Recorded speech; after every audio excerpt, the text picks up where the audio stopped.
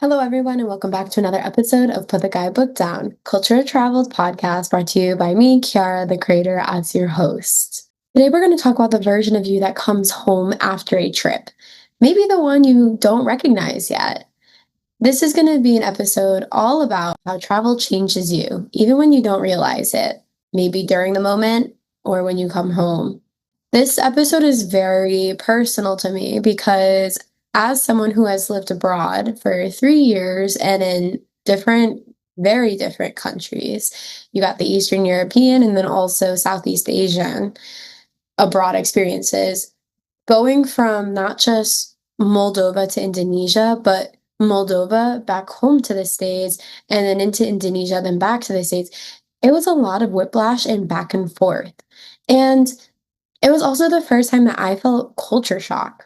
So for me, this story touches a little bit more onto the personal level, and that's right, we're going to get vulnerable.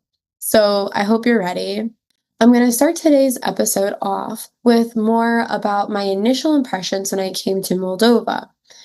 This was my first time abroad. Most importantly, my first time abroad in that first time I was living abroad for a long period of time. And I had to navigate this whole new world. Now, the one piece of advice that I was given from my Fulbright program was to be flexible and adaptable, which those are very broad pieces of advice and characteristics. And it really felt more in terms of how you interpret it, keeping in mind the whole safety element of it. This was the piece of information that really changed my perspective and experience in Moldova. I found myself more open to new experiences. One of the first times I adapted this term and phrase to my own personal experience in Moldova was when it was International Teachers' Day, which is a huge holiday abroad, if you were not aware, maybe not so much in the States. But at this point in time, I did not know any Romanian, and my colleagues mostly only spoke Romanian, only two spoke Russian, and even then it was mostly mixed in with Romanian, like we like to call Moldovan language. And them trying to explain to me that we were going to go on our International Teachers' Day celebration after the school day was a big language barrier, which involved a lot of back and forth with Google Translate, and Google Translate at this point in time was not very accurate. So, what did I do? I'm sorry, Mom, but yes, I did get in a stranger's car. And when I say stranger, I mean my colleague's car. So, the woman who was responsible for me was there. She was going on this trip. But I just got piled into a car with a bunch of the coworkers going to this destination that I didn't even know where we were going. And we pull up, and there's just a cookout area, and more people are showing up, more teachers from the college, some from alumni or former teachers who are also teaching at new schools in the city, and they just start cooking and hanging out. Someone brings out the music, people start dancing, people are working together and put together the dishes. It was just a really fun time. And that's when I realized the power of just being open-minded and overcoming language barriers. So then this made me more eager to adopt this flexibility and adaptability to more moments of my Moldova travel. And that's ultimately what led me to all of my unique relationship building and experiences within my 2 years in Moldova, but then also while traveling abroad. Because I took this flexibility and adaptability to every country that I visited. So whether I was in Serbia trying to navigate the public transportation and only to find out my original itinerary was completely canceled, having to then revert to a whole different one of spontaneity, that was a flexible situation that I was able to adjust to maybe those times where I didn't know anyone where I was going. I didn't speak the local language, but just by making the effort to communicate with those around me and try to seek understanding in the most mutual way we can with the skills we have available, that changed my experience. Now, on the flip side, we talk about going into Indonesia. This was my first time actually in Asia, let alone living there. I had done with my program some prep and some culture prep. So we had an idea of maybe how to navigate some of the cultural barriers or differences, such as Salim. Now, for those who are not aware of some of the Javanese culture in Indonesia, there's Antapasur, which is this whole aspect of Javanese culture and life. And Salim is part of it. How you address people is part of it. How you go about your day is part of it. And it's really all about respect and giving respect to one another. And that was a little bit different for me because in some parts of the States, we're very straightforward with how we address people, maybe a little bit too informal with how we address people in situations. And more confrontational. So we always picture, I feel, the classic New Yorker line of people walking in the street and the car's coming, and they go, "Hey, I'm walking here." Yeah, you don't see that in Indonesia. It's all handled in a very mellow way, passively behind a closed door into a private space. So you're giving respect to one another, protecting each other's image, and seeking understanding without the external influences of other parties getting involved. This was something that also changed me, and one that we'll get into later about reverse culture shock. But that was my first time I really experienced it because coming back to the States where all of the conflict was handled openly, people were maybe rude or aggressive, to go from that very quiet, respectful demeanor into this more aggressive approach in daily communications was a little bit of a shock to me. But this is what I'm going to in these two stories, and really the whiplash I experienced going between the three different countries and cultures is these experiences and the time abroad and the connections I made really started to change me. And at first, I didn't notice it. But then you start to feel maybe that you're not fitting in exactly where you used to. And you start to reflect, is this me? Is this what I've experienced? Is it the people that were originally in my close friend group that have changed? The correct answer is hard to navigate. My interpretation is that it's a mix of everything. You've changed. Some people have changed. Some are stuck in the same place when you left it. People did influence you. Maybe people influenced you in that way and that they opened your mind, and now you have these different opinions and ideas and perspectives.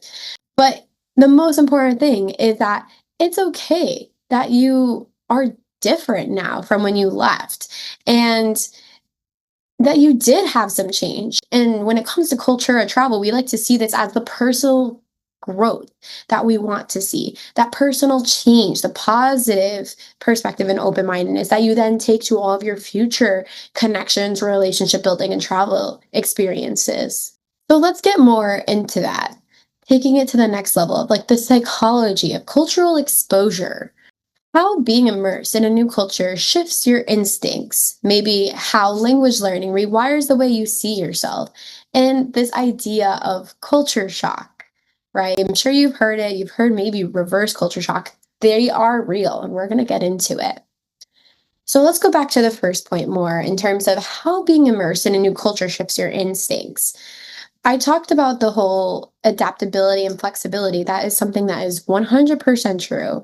And people feel, maybe without vocalizing or realizing that they feel that, depending on where you're living, where you're saying, you start to have these different instincts or natural reactions to certain situations.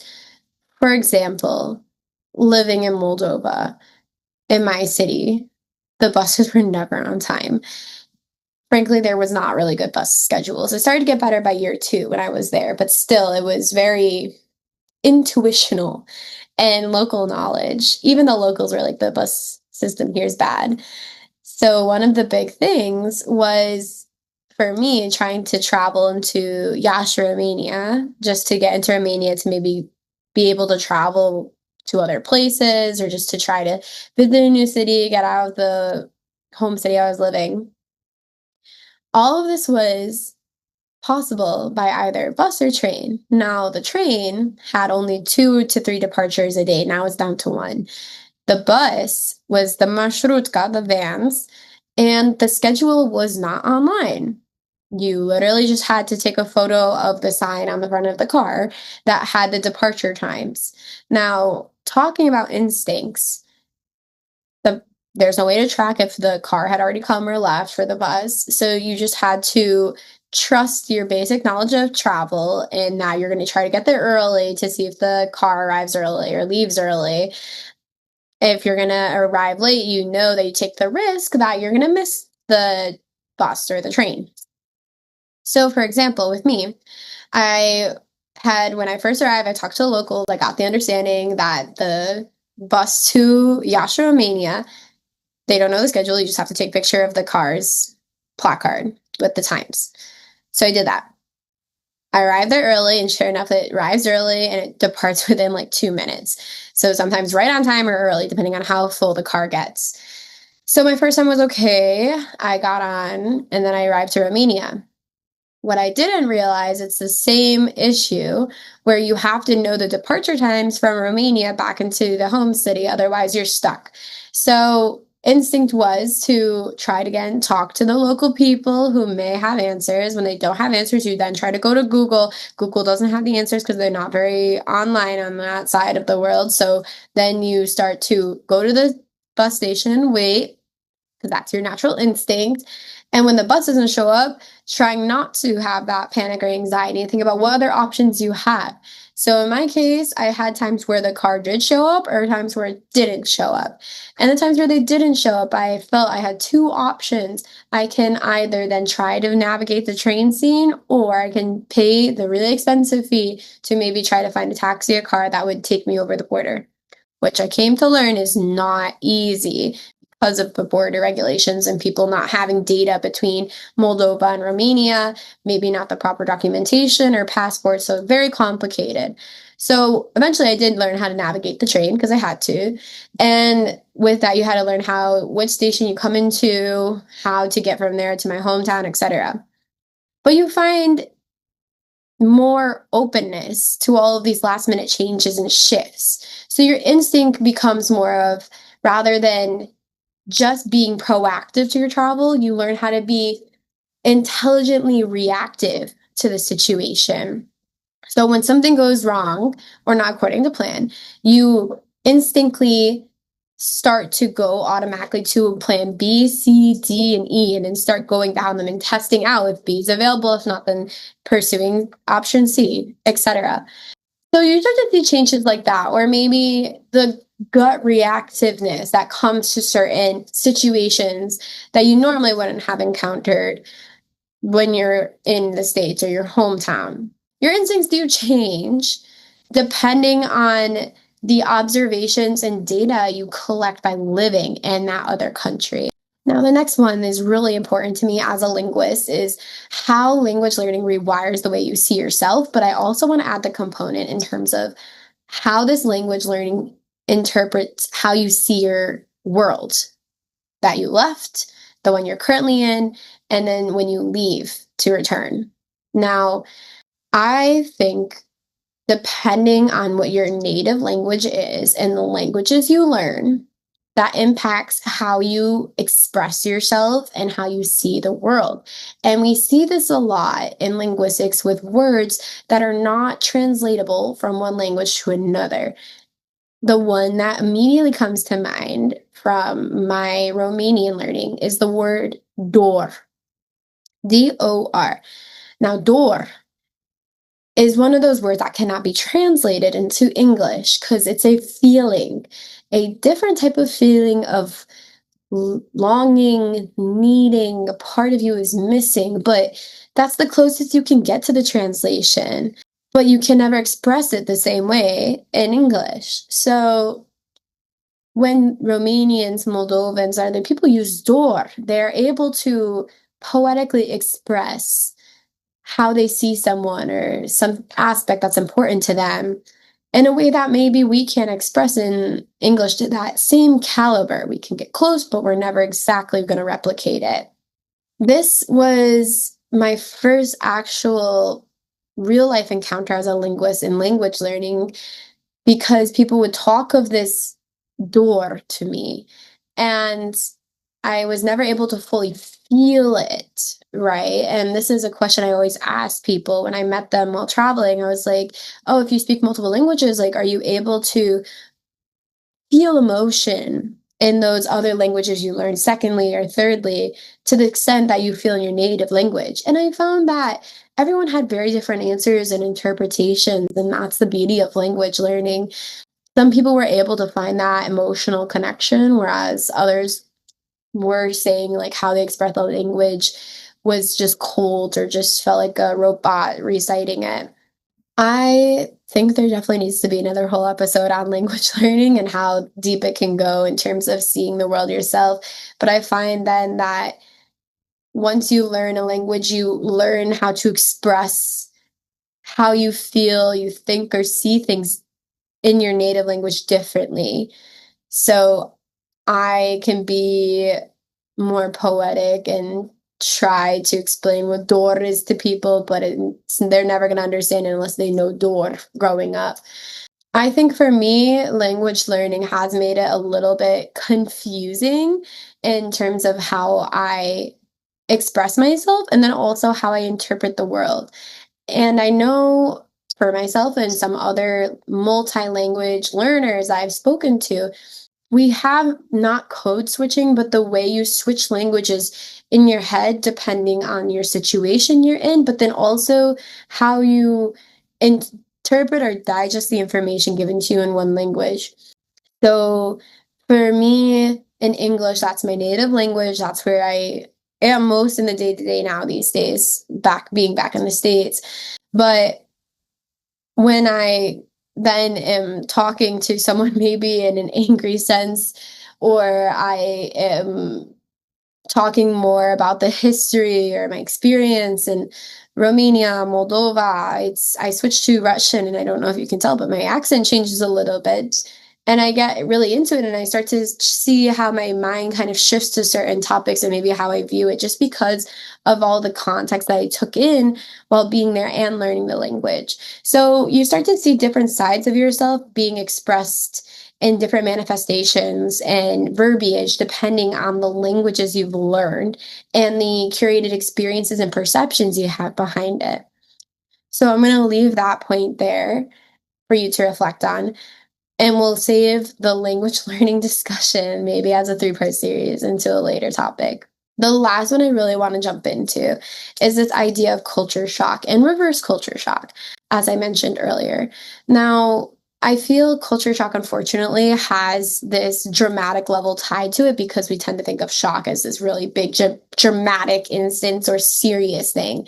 It can be subtle. And that's why maybe some people don't realize that they're experiencing culture shock or reverse culture shock because it's small manifestations or feelings that don't necessarily come to the surface right away.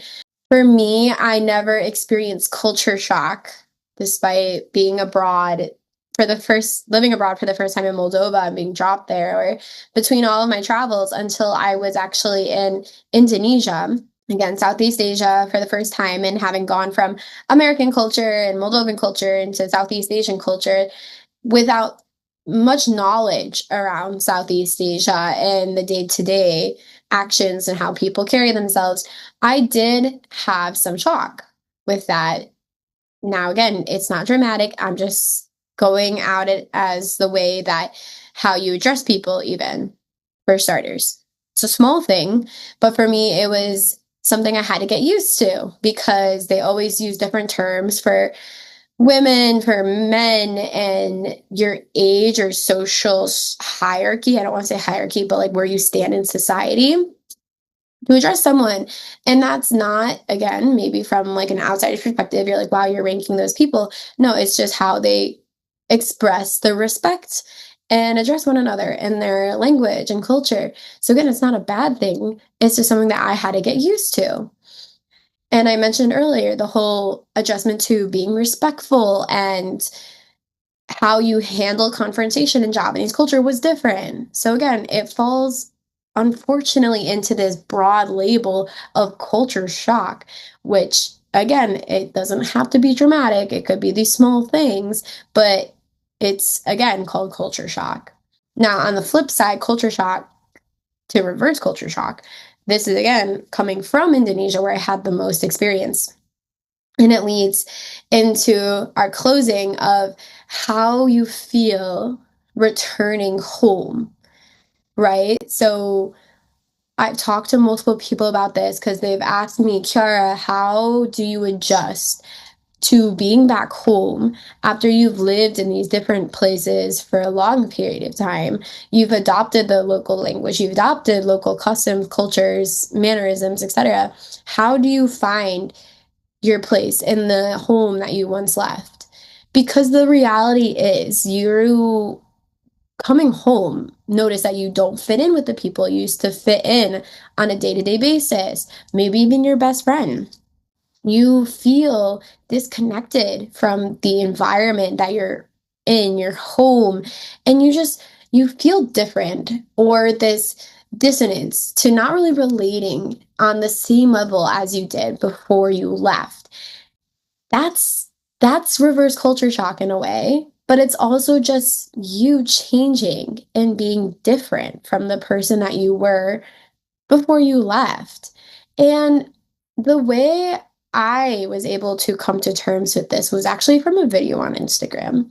I have a bookmark because I do have to refer to it sometimes as affirmation that there are other people that experience this, and that you're not alone.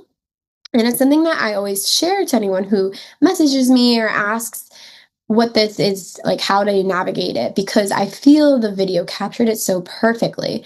What the video said is that you, as a person, were able to be an expat or fully immersed into a local culture for however long you lived abroad or were abroad.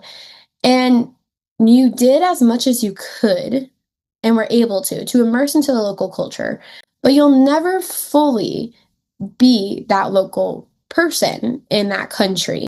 So as much I lived in Moldova for 2 years, I learned Romanian up to fluency from scratch, and then also knew Russian. I immersed in the day-to-day, was hanging out with host families. I was doing essentially a bunch of Moldova things to the point where Moldovans were like, "Are you American?" But I'm never gonna be Moldovan as a local who was born in Moldova. Now, when I come back, I was not the same me that I was when I left. So those who come back home are not feeling like themselves to the same caliber and instance that they were before they departed for their destination. And that's what we call as now maybe a little bit of imposter syndrome, but then also just not feeling like you, because you're not the same you that you were before you left. So then what is this? Where do you belong? That's what I like to call, from the video, the middle. You exist in this new middle of people who were fully immersed, adopted these new ways, perspectives, language, mannerisms, but then you're not the same level as you were on the day to day back in your hometown. So you're in this middle with other people who are in the middle. And it's up to you to find the new community where you fit in, who most likely is also in this middle. And from that point, I don't have the answer now, but this is where I am, is finding similar people who are in the middle to exist together and have that communication, that community, someone who can relate to you, because you all had that experience of living abroad and deeply immersing and integrating, but then you're not the same person that you were when you came back home. So my best suggestion and recommendation for these people is really to find those other people who have the middle and relate to one another. Be open to share that, and just know and acknowledge that it's okay to be different from the person you were that you came home. I hope in a way that you feel different and you are different, and that as we talk about with culture and travel, you grew in a more positive way, more open mindedness, and more worldly experiences and connections than the person you were before you left. And to me, that's what we're all about here, is that immersive cultural travel, to really immerse so deeply in a culture that you are able to learn beyond just the tourist surface level, to come back with new perspectives, ideas, opinions that challenge the social norm of what's in your hometown in a respectful manner, of course. So, what I would encourage you to think about or even journal is, what did your last trip teach you that had nothing to do with the destination? Would love to hear your responses if you're open to sharing, or maybe even what your interpretation is of this middle in our comment section, either if you're listening to this in our Substack or our YouTube channel, or if you are on a different channel, hello, welcome. But please find your way to our website, Substack, or YouTube so you can share your ideas and opinions about this with me.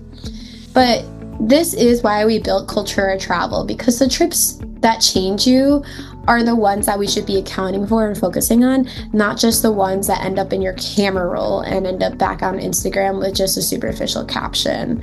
We want you to build those relationships and really build yourself into the next improved, better version of you. So thank you to everyone who listens. Please make sure you subscribe to our channels and send in your travel stories, maybe for a chance to be featured on our channels. Follow us on Instagram, TikTok, X, we're all there. And please share ideas. If you have interest in sharing your stories, please reach out. We've had several guests come on from my own personal network, and we're actually having more of our travelers around the world currently share their own stories and experiences. So always happy to help amplify positive stories and experiences in travel, and to show people that there is more to travel than just taking photos and getting the next best Instagram post out there. So thank you so much, everyone, and see you on the next episode. Bye.